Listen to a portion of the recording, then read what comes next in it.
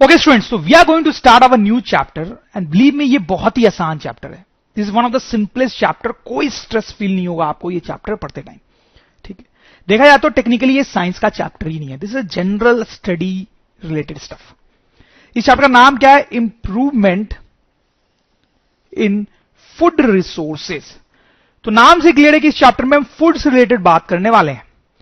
तो students, food हमें कैसे कैसे मिलता है? एक तो आप देख सकते हो एग्रीकल्चर से मिलता है. एग्रीकल्चर से, ठीक है, एग्रीकल्चर से हमें वीट, राइस, मेज, वेजिटेबल्स, फ्रूट्स ये सब मिलते हैं. फिर एनिमल्स से भी हमें फूड मिलता है स्टूडेंट्स. ठीक है, फिश को तो हम ऐसे ही खाते हैं, चिकन को भी ऐसे खाते हैं, उससे एग भी मिलता है. फिर काऊ से मिल्क मिलता है which is very important food product. ठीक है, तो स्टूडेंट्स इस चैप्टर में हम ये पढ़ने वाले हैं कि क्या चीजें की जा सकती हैं जिससे फूड का प्रोडक्शन जो है वो और बढ़ जाए. ठीक है, या क्या चीजें आज तक की गई हैं जिससे फूड का प्रोडक्शन बढ़ा है. ठीक है, ये दोनों ही चीजें.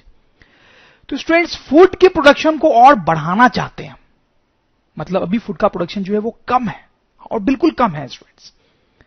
हमारे देश में बहुत सारे ऐसे लोग हैं जो भूख का शिकार है. इतना खाना नहीं है कि वो फूड ऑब्टेन कर सकें. और हमारे देश की बात क्यों करूं मैं, पूरी दुनिया में बहुत सारी ऐसी कंट्रीज हैं जहां पर यह सीन है. और उसका एक कारण यह भी है कि जो फूड हम प्रोड्यूस कर पा रहे हैं वो एडिक्वेट अमाउंट में नहीं है. राइट स्टूडेंट्स, ठीक है. इसलिए it's very important to increase the production of food in our country and not in only our country, बल्कि दूसरे देशों में भी. ठीक है स्टूडेंट्स, तो हालांकि बहुत सारे स्टेप्स लिए गए हैं, जैसे कि ग्रीन रिवोल्यूशन. ग्रीन रिवोल्यूशन एक बहुत ही इंपॉर्टेंट, सिग्निफिकेंट और इफेक्टिव स्टेप है जो इंडिया में और बाकी कंट्रीज में भी लिया गया to increase the production of crops. देखो, green revolution is a program introduced in many poor countries including India to increase food production by use of modern technology, proper irrigation, improved seeds etcetera. तो आप समझ रहे green revolution क्या है? Green revolution एक programme है जो Indian government ने चलाया था, और डिफरेंट कंट्रीज के गवर्नमेंट ने भी अपने अपने देशों में चलाया था. और उसमें क्या किया जाता है कि मॉडर्न टेक्नोलॉजी के हेल्प से, प्रॉपर इरिगेशन प्रोवाइड करा के, इंप्रूव्ड सीड्स प्रोवाइड करा के एग्रीकल्चर को और इफेक्टिव बनाया जाता है, ताकि जो प्रोडक्शन है वो और ज्यादा हो सके, ज्यादा से ज्यादा फूड प्रोड्यूस किया जा सके. ठीक है, और इससे बहुत फायदा हुआ भी है स्टूडेंट्स. ठीक है, फिर स्टूडेंट्स, व्हाइट रिवोल्यूशन. इंडिया में व्हाइट रिवोल्यूशन चलाया गया था हमारे गवर्नमेंट द्वारा, ताकि इंडिया में मिल्क का प्रोडक्शन जो है वो बढ़ सके. White revolution is a program introduced in India to increase production of milk in India. This program made India self sufficient in production of milk. फिर उसके अलावा students, blue revolution, yellow revolution, ये भी चलाए गए. तो इन सब रिवोल्यूशन का नाम भी आप देख रहे हैं, इंटरेस्टिंग है. Blue revolution. ब्लू पानी का कलर होता है. पानी से हमें कौन सा फूड मिलता है? फिश. ठीक है, तो आप समझ गए होंगे ब्लू रिवोल्यूशन में क्या किया गया था. कुछ ऐसे मेजर्स लिए गए थे, ऐसे स्टेप्स लिए गए थे ताकि फिशिंग को बढ़ावा मिले और उससे हमें जो फिश मिलती है वो और ज्यादा अमाउंट में मिले. ठीक है. व्हाइट रिवोल्यूशन जो था, उसका नाम व्हाइट रिवोल्यूशन क्यों था वो भी आप समझ रहे होंगे, क्योंकि मिल्क जो होता है वो व्हाइट कलर का होता है. देखो, येलो रिवोल्यूशन जो है वो ऑयल के प्रोडक्शन से रिलेटेड है. ऑयल जो है वो कुकिंग के लिए बड़ा इंपॉर्टेंट होता है. तो येलो रिवोल्यूशन में ऐसे स्टेप्स लिए गए थे ताकि ऑयल का प्रोडक्शन जो है वो बढ़ सके. जैसे आप ये फोटोग्राफ देखो, ये मस्टर्ड प्लांट्स हैं. मूवीज में देखे होंगे आपने, मस्टर्ड प्लांट्स, उसके येलो फ्लावर्स होते हैं जिससे मस्टर्ड ऑयल निकलता है. ठीक है, बहुत सारे ऐसे ऑयल्स होते हैं जो येलोइश कलर के होते हैं, या वो जिन प्लांट्स से निकलते हैं उनमें येलो कलर होता है. ठीक है, तो ये सारे स्टेप्स हमारी गवर्नमेंट द्वारा लिए गए हैं जिससे फूड का प्रोडक्शन हमारे देश में बढ़ा है, लेकिन भी और बढ़ाने की भी जरूरत है. तो यही जो टॉपिक है वो इस चैप्टर में हम स्टडी करने वाले हैं स्टूडेंट्स. तो लेट्स स्टार्ट. तो स्टूडेंट्स, आप फॉर्मली चैप्टर को स्टार्ट करेंगे तो सबसे पहले सबसे बेसिक बात करेंगे कि फूड हमें चाहिए क्यों. Because food gives nutrients. सही बात है स्टूडेंट्स. कौन सी न्यूट्रिएंट्स मिलते हैं हमें फूड से? आपको पता ही होगा, carbohydrates, fats, proteins, vitamins, minerals necessary for life and growth. ये सारे न्यूट्रिएंट्स जो है वो हमारे लाइफ और ग्रोथ के लिए बहुत इंपॉर्टेंट होते हैं स्टूडेंट्स। ये हमें नहीं मिले तो हम जिंदा नहीं रह सकते, और ये सब हमें कहां से मिलते हैं? फूड से। That's why it's very important to get food, and that to healthy food.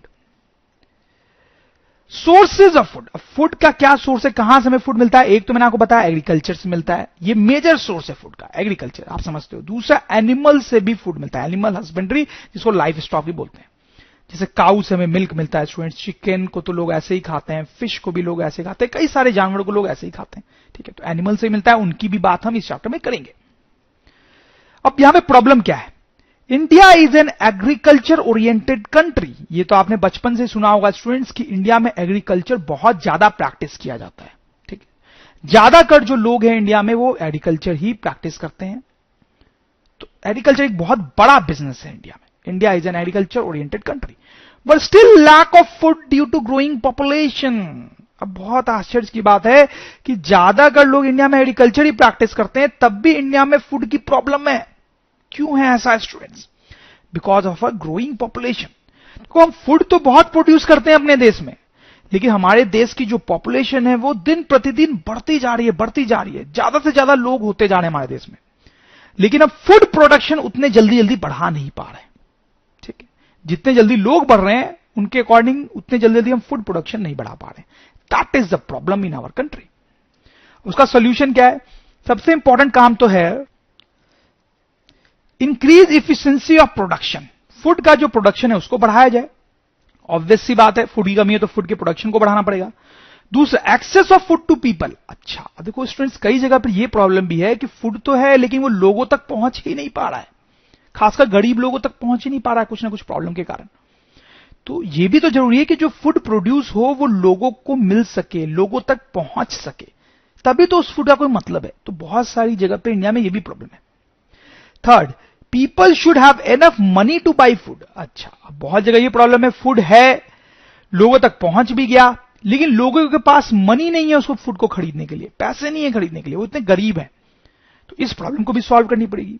तो स्टूडेंट्स, अगर हमें ये चाहते हैं हम कि सबको फूड मिल सके हमारे देश में और सारी दुनिया में, तो हमें क्या करना पड़ेगा? 3 चीजों पे काम करना पड़ेगा। इंक्रीज एफिशिएंसी ऑफ प्रोडक्शन, पहले तो इतना फूड बनाए ताकि सब लोग खा सके। दूसरा, सब लोगों तक फूड पहुंचाएं। और तीसरा, सब लोगों के पास इतने पैसे हों ताकि वो फूड खरीद के उसको खा सके।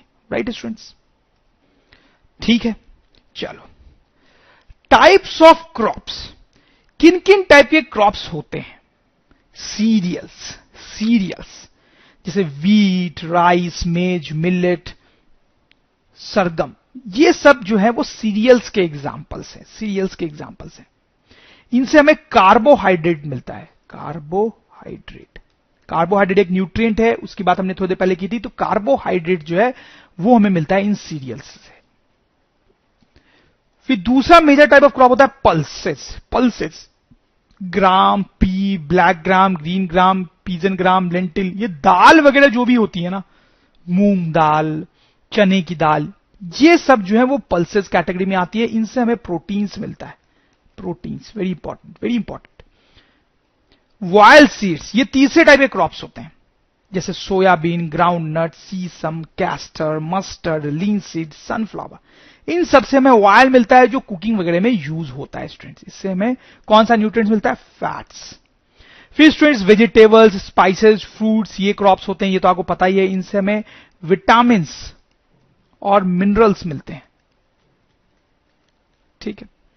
फिर फोडर क्रॉप्स वो क्रॉप्स होते हैं जो एनिमल्स को खिलाने के लिए उगाए जाते हैं, ठीक है। जो एनिमल्स होते हैं, जैसे काऊ है, वो बहुत यूजफुल एनिमल है, तो उसको खिलाने के लिए भी कुछ क्रॉप्स उगाने पड़ेंगे, तो उनको बोलते हैं फोडर क्रॉप्स फॉर एनिमल्स। जैसे उसके एग्जांपल है बरसीन, oats, sugar grass, these are for animals.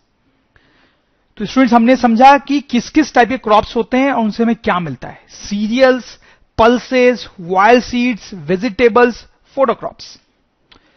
अब crop season.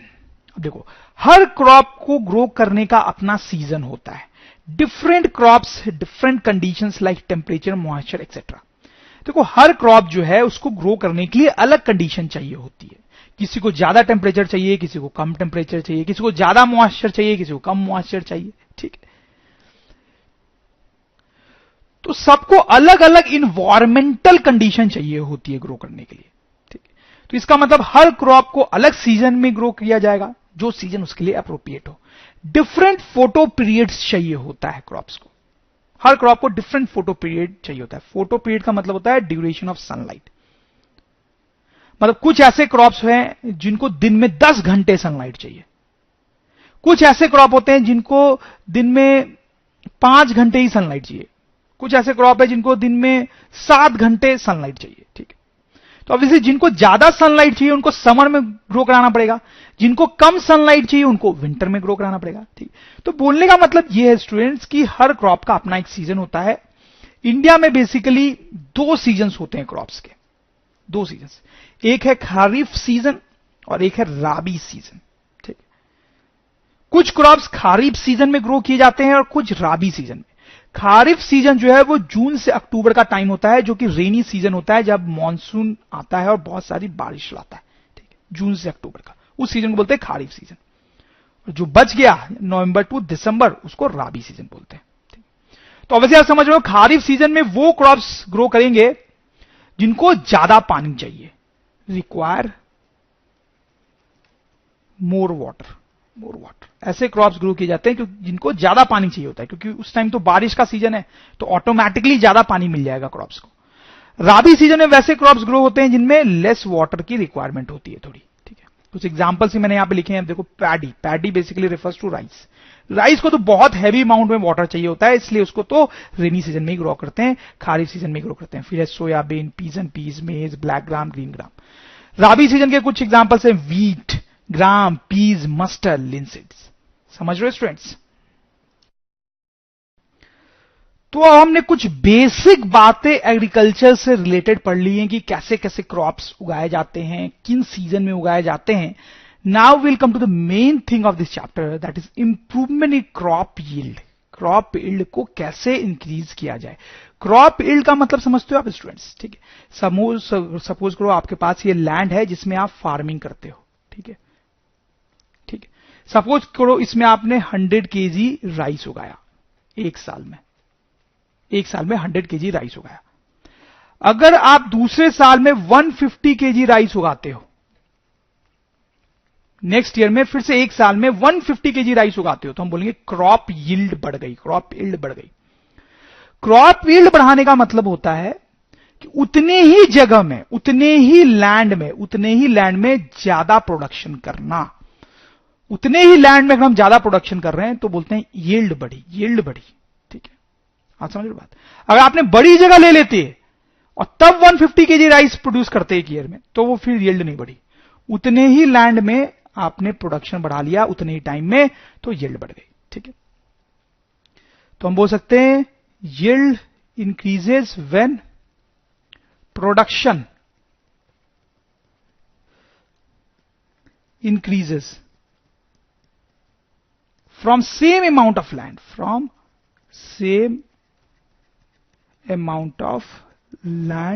in same period of time,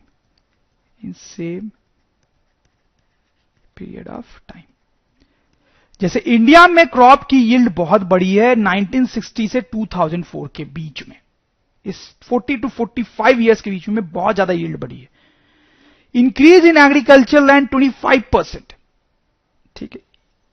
इस 40 साल के दौरान में एग्रीकल्चर लैंड जो है उसमें सिर्फ 25% का इंक्रीज हुआ है, लेकिन इंक्रीज इन फूड प्रोडक्शन जो है वो 400% हुआ है, यानी 4 टाइम्स फूड का प्रोडक्शन बढ़ गया है। तो आप देख सकते हो क्लियरली कि यील्ड जो है वो बढ़ी है। कैसे बढ़ी है यील्ड, उसका रीजन क्या है स्टूडेंट्स, ये जानना बहुत जरूरी है, ठीक है, ताकि हम आगे भी उन्हीं रीजंस को इंप्लीमेंट कर सके और यील्ड को और बढ़ा सकें। तो 3 मेजर रीजंस हैं, crop variety improvement, crop production improvement and crop protection improvement. ध्यान देंगे आप स्टूडेंट्स, 3 रीजंस हैं जिनके कारण क्रॉप की यील्ड बढ़ी है। क्रॉप वैरायटी इंप्रूवमेंट, इसका मतलब है कि जिन क्रॉप्स को हम ग्रो करवा रहे हैं, जिन क्रॉप्स को हम यूज कर रहे हैं वो अच्छे हैं, वो गुड है, ठीक है। हम अच्छे क्रॉप्स पिक कर रहे हैं ग्रो करने के लिए, ठीक है, उनके सीड्स जो हैं वो अच्छे चूज कर रहे हैं, ठीक है, ताकि प्रोडक्शन ज्यादा हो सके, ठीक है। तो ये बिल्कुल बेसिक चीज है जो हमने की। फिर क्रॉप प्रोडक्शन इंप्रूवमेंट, उसके बाद जब ये क्रॉप ग्रो कर रहा है तो उस टाइम मैंने कुछ ऐसे स्टेप्स लिए ताकि उसकी ग्रोथ अच्छी हो, ठीक है।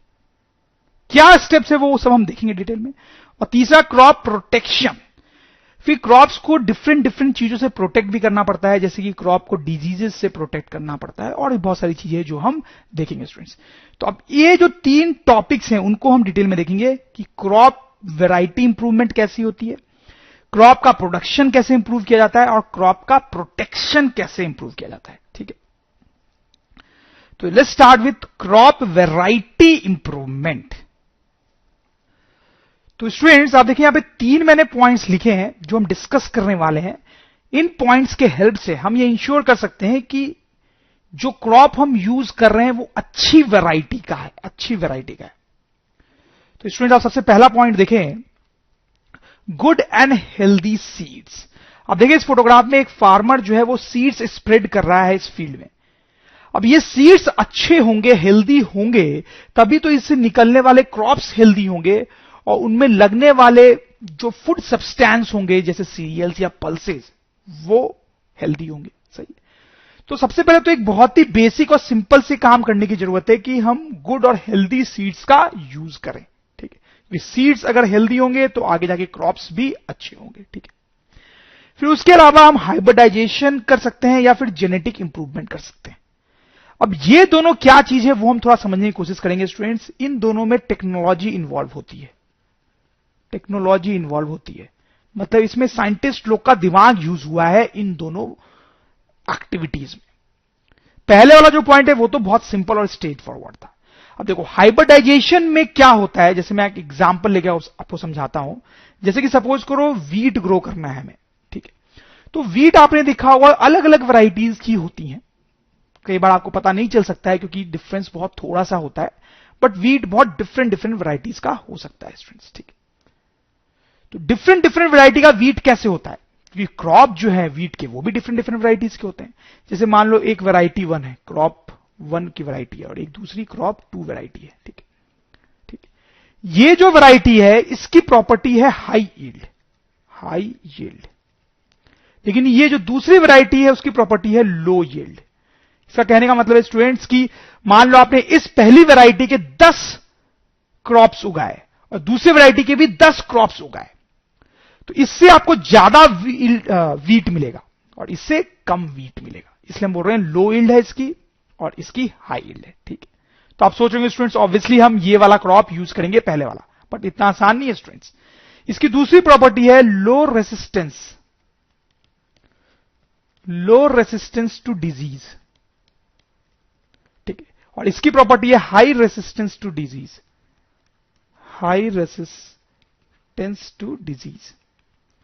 इसका मतलब क्या है स्टूडेंट्स कि ये जो वैरायटी है क्रॉप की उसमें आसानी से कोई डिजीज लग सकता है, जबकि ये जो वैरायटी है उसमें आसानी से कोई डिजीज नहीं लगेगा। तो ये जो प्रॉपर्टी है ये सेकेंड क्रॉप के लिए एडवांटेज है, क्योंकि इसमें आसानी से कोई डिजीज नहीं लगेगा। पहले वाले में आसानी से कोई डिजीज अगर लग गया तो पूरी की पूरी फसल ही खराब हो जाएगी, ठीक है। तो स्टूडेंट्स क्लियरली आप समझ रहे होंगे कि हम ये चाहेंगे कि हमारे पास ऐसा क्रॉप हो कोई जिसके पास ये दोनों अच्छी प्रॉपर्टीज हो, ये दोनों अच्छी प्रॉपर्टीज हो। तो स्टूडेंट्स यहां पर ये हाइब्रिडाइजेशन का रोल आता है।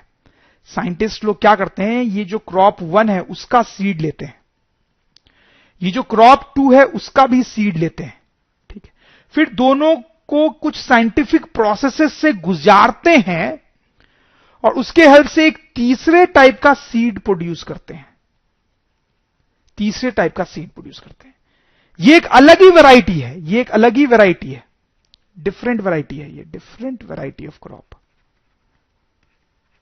ठीक है। ये एक ऐसी वैरायटी बन के आती है जिसमें पहले क्रॉप की अच्छी प्रॉपर्टी भी होती है और दूसरे क्रॉप की अच्छी प्रॉपर्टी भी होती है।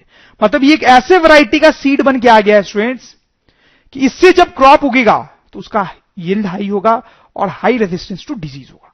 तो स्टूडेंट्स आप समझ गए होंगे कि ये एक अच्छा सीड है, इसमें सारे अच्छे गुण हैं, ठीक है।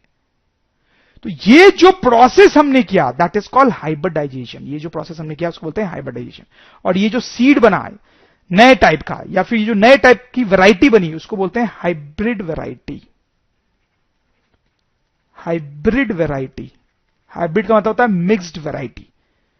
ठीक है, तो इसको मिक्स्ड वैरायटी या हाइब्रिड वैरायटी क्यों बोल रहे हैं? क्योंकि कुछ प्रॉपर्टीज में पहले वाले क्रॉप की है और कुछ दूसरे वाले क्रॉप की। ठीक, तो हाइब्रिडाइजेशन को हम डिफाइन भी कर सकते हैं students. Hybridization is the process of cross breeding. Please note the word cross breeding. Hybridization is the process of cross breeding two different varieties of crops to produce a new variety with good properties of both the crops, जैसा कि हमने बात किया students. ठीक है, एक चीज मैं आपको और बता सकता हूं कि हाइब्रिडाइजेशन में जिन दो क्रॉप्स को ब्रीड करते हैं या मिक्स करते हैं वो डिफरेंट स्पीसीज के हो सकते हैं या डिफरेंट जीनस के भी हो सकते हैं। डिफरेंट स्पीसीज या जीनस क्या होता है ये सब हम डिफरेंट चैप्टर में पढ़ चुके हैं। अगर आपको नहीं भी याद है तो कोई खास इंपॉर्टेंट बात ये बिल्कुल भी नहीं है स्टूडेंट्स। ठीक है, तो हाइब्रिडाइजेशन क्या होता है ये आप समझ गए होंगे। हाइब्रिडाइजेशन के हेल्प से हम न्यू वैरायटी जनरेट करते हैं, क्रॉप की न्यू वैरायटी जनरेट करते हैं जो सुपेरियर होती है, बेटर होती है। ठीक है, with the help of technology. अब देखेंगे कि जेनेटिक इंप्रूवमेंट क्या है। देखो स्टूडेंट्स, कोई भी जो लिविंग ऑर्गेनिज्म होता है, कोई भी लिविंग ऑर्गेनिज्म जो होता है, जैसे अगर हम हमारी बात भी करें तो उनके बॉडी में जीन्स होते हैं। जीन्स एक ऐसी चीज होती है जो उस ऑर्गेनिज्म की प्रॉपर्टीज को डिसाइड करती है, डिसाइड्स द प्रॉपर्टीज। ठीक है स्टूडेंट्स, जैसे अगर एक आदमी की ही बात की जाए तो वो जो आदमी है वो टॉल भी हो सकता है और शॉर्ट भी हो सकता है। ठीक है, वो ब्लैक कलर का भी हो सकता है और व्हाइट कलर का भी हो सकता है, मतलब गोरा भी हो सकता है, काला भी हो सकता है। ठीक है, और वो थिन भी हो सकता है और फैट भी हो सकता है। ठीक है, तो डिफरेंट प्रॉपर्टीज हो सकती है एक आदमी की। तो ये प्रॉपर्टीज किन चीजों पे जनरली डिपेंड करती है? वो डिपेंड करती है कि उस आदमी के अंदर जीन्स कैसे हैं। ठीक है, कैसे जीन्स। ठीक है, अगर उसके जीन्स ऐसे हैं कि वो उसको टॉल बनाना चाहते हैं तो वो आदमी टॉल होगा, लेकिन अगर उस आदमी के जीन्स ऐसे हैं कि वो उसको छोटा बनाना चाहते हैं तो वो शॉर्ट होगा। ठीक है, जैसे जो अफ्रीकन लोग होते हैं उनके जीन्स ऐसे होते हैं कि उनका कलर ब्लैक हो जाता है। ठीक है, जो यूरोपियन लोग होते हैं उनके जीन्स ऐसे होते हैं कि वो व्हाइट हो जाते हैं एंड सो। ठीक है, तो कोई भी आदमी जो होता है उसकी जीन्स से ये डिसाइड होता है कि उसकी प्रॉपर्टी क्या होगी, डिसाइड्स दी प्रॉपर्टीज। ठीक है, ये जीन्स जो है वो क्या चीज है और क्या नहीं, ये हायर क्लासेस में और डिटेल में बायोलॉजी में पढ़ेंगे स्टूडेंट्स, अभी उसको की ज्यादा टेंशन लेने की आपको जरूरत नहीं है। ठीक है, हाँ, अगर इस आदमी के जीन्स को मॉडिफाई कर दिया जाए तो उस आदमी की प्रॉपर्टीज भी चेंज हो सकती है। ठीक है, आप समझ लो, जैसे कोई आदमी है उसमें ऐसे जीन्स थे जो उसको टॉल बनाते थे। ठीक है, लेकिन बचपन में अगर साइंटिस्ट लोग उसके जीन्स को थोड़ा सा चेंज कर दें, उसके जीन्स को ऐसा कर दें कि वो उसको शॉर्ट बनाने लगे तो वो आदमी जो है वो शॉर्ट हो जाएगा। ठीक, आप समझ रहे हो? तो वैसा ही कुछ प्लांट्स के साथ, क्रॉप्स के साथ किया जाता है। ठीक है, कोई क्रॉप है, मान लो वीट का ही क्रॉप है। ठीक है, तो उसकी कुछ अपनी प्रॉपर्टीज होंगी और वो प्रॉपर्टीज किसके कारण है स्टूडेंट्स? जीन्स के कारण है। ठीक है, तो डिफरेंट साइंटिफिक मेथड से साइंटिस्ट लोग क्या करते हैं, उन जीन्स को मॉडिफाई कर देते हैं। जीन्स को मॉडिफाई कर देते हैं इस तरीके से ताकि उस क्रॉप की अच्छी प्रॉपर्टीज तो रह जाए, गुड प्रॉपर्टीज जो है वो रह जाए, और जो उसकी बैड प्रॉपर्टीज है वो खत्म हो जाए। आप समझ लो, क्रॉप्स की जो प्रॉपर्टीज है वो क्रॉप्स के जीन्स पे डिपेंड करेगी।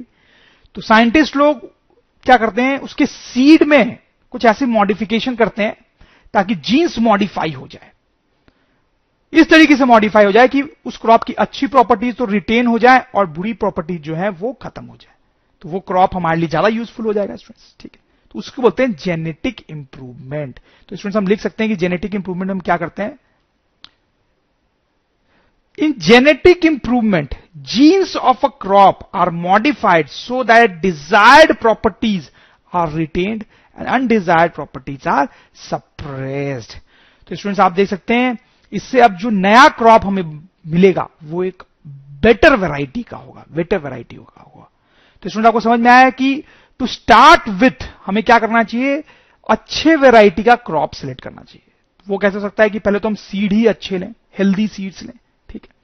दूसरा, नए टाइप के मोर इंप्रूव सीड्स बनाएं यूजिंग हाइब्रिडाइजेशन और यूजिंग जेनेटिक इंप्रूवमेंट, ठीक है. अब students, properties to be possessed by improved seeds. तो हमने अभी भी देखा स्टूडेंट्स कि हाइब्रिडाइजेशन से या फिर जेनेटिक इंप्रूवमेंट से हम बेटर क्वालिटी के सीड्स बना सकते हैं, बेटर क्वालिटी के सीड्स बना सकते हैं, ठीक. तो ये जो बेटर क्वालिटी के सीड्स हम बनाते हैं उनके पास क्या प्रॉपर्टीज होनी चाहिए वो हम थोड़ा स्टडी करने वाले हैं, ठीक. हमने देखा ना स्टूडेंट्स की हाइब्रिडाइजेशन और जेनेटिक इंप्रूवमेंट से हम नए वैरायटीज जनरेट कर सकते हैं यूजिंग टेक्नोलॉजी, यूजिंग साइंस. तो जो नए वैरायटी के क्रॉप्स या सीड्स बन के आएंगे उनके पास क्या अच्छी प्रॉपर्टीज होनी चाहिए, कौन कौन सी अच्छी प्रॉपर्टीज होनी चाहिए, उनका एक लिस्ट मैंने यहां पे लिखा है. That is what we are going to see. तो स्टूडेंट, सबसे पहली जो प्रॉपर्टी की हम बात करेंगे दैट इज हाई यील्ड. ये तो आप समझ ही रहे हैं कि जो नए इंप्रूव्ड सीड है उनकी यील्ड हाई होनी चाहिए, मतलब कम क्रॉप भी लगाएं, लेस क्रॉप भी अगर हम लगाएं तो प्रोडक्शन जो है वो ज्यादा होना चाहिए. सही है, प्रोडक्शन हाई, ठीक है. दूसरा पॉइंट है इंप्रूव्ड क्वालिटी. मतलब जो फाइनल प्रोडक्ट हमें मिल रहा है, जैसे कि मान लो राइस है, पल्सेज है, या जो भी फूड हमें फाइनली मिल रहा है उन क्रॉप्स से, वो इंप्रूव्ड क्वालिटी के होने चाहिए, वो ज्यादा अच्छे होने चाहिए. अब ज्यादा अच्छे होने का मतलब होता है कि उनमें ज्यादा न्यूट्रिएंट्स हो, जैसे कि ज्यादा कार्बोहाइड्रेट हो, ज्यादा प्रोटीन्स हो, ज्यादा विटामिन हो, ज्यादा मिनरल्स हो. सही बात है. तीसरा पॉइंट है बायोटिक रेसिस्टेंस. अब ये बायोटिक रेसिस्टेंस क्या होता है?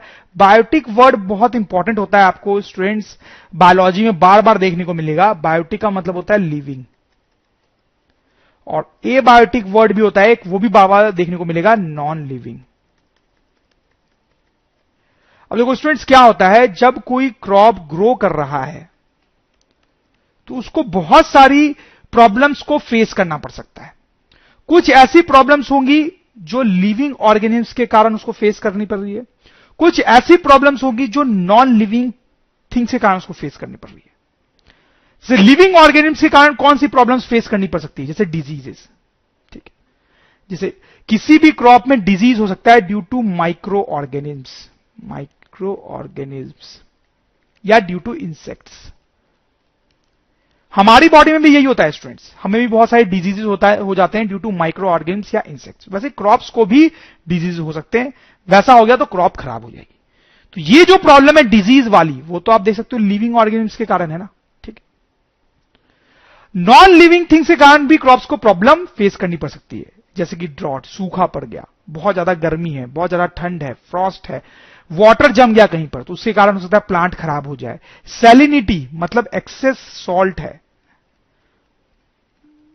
मतलब प्लांट जहां पे लगा हुआ है वहां का जो वाटर है उसमें एक्सेस सॉल्ट है, तो इसको बोलेंगे सैलिनिटी. तो ये सब टाइप की अगर प्रॉब्लम प्लांट को फेस करनी पड़ रही है तो वो नॉन लिविंग थिंग से रिलेटेड है. सही है ना स्टूडेंट्स, ठीक. तो बायोटिक रेसिस्टेंस होने का मतलब है कि ये जो लिविंग ऑर्गेनिम्स वाली प्रॉब्लम है उसको फेस करने की एबिलिटी होनी चाहिए क्रॉप्स में, ठीक है. Resistance to problems due to living organisms. Biotic resistance का मतलब है resistance to problems due to living organisms, mainly diseases, ठीक है. सही है ना. अगर जो हमारे पास क्रॉप है उसके पास डिजीजेस से फाइट करने की शक्ति है तो अच्छा है, उसमें डिजीज आसानी से नहीं होंगे. ए बायोटिक रेसिस्टेंस भी होना चाहिए, ये भी सही बात है. Resistance to problems due to non living things like drought, heat, cold, frost, water logging, salinity etcetera, ठीक है स्टूडेंट्स. तो ओवरऑल कहने का मतलब यह है कि जो क्रॉप्स हमने बनाए हैं वो हर टाइप की प्रॉब्लम्स में सरवाइव कर सके, हर टाइप की प्रॉब्लम से फाइट कर सके, चाहे वो बायोटिक हो या एबायोटिक प्रॉब्लम हो, ठीक. Then the next point is very important once again, less maturity duration. इसका मतलब स्टूडेंट्स कि अगर कोई क्रॉप 2 महीने में ही ग्रो कर जाता है तो अच्छी बात है ना, और मान लो 5 महीने में ग्रो करता है तो बहुत अच्छी बात नहीं है। 2 महीने में ग्रो करा तो हम बोलेंगे लो मैच्योरिटी ड्यूरेशन है उसका, ठीक है। तो उससे क्या फायदा है? लेस कॉस्टिंग, ऑब्वियसली 2 महीने तक ही उस क्रॉप की सेवा करनी पड़ेगी, उसकी देखभाल करनी पड़ेगी सिर्फ 2 महीने के लिए, तो कम कॉस्टिंग आएगी, सही है।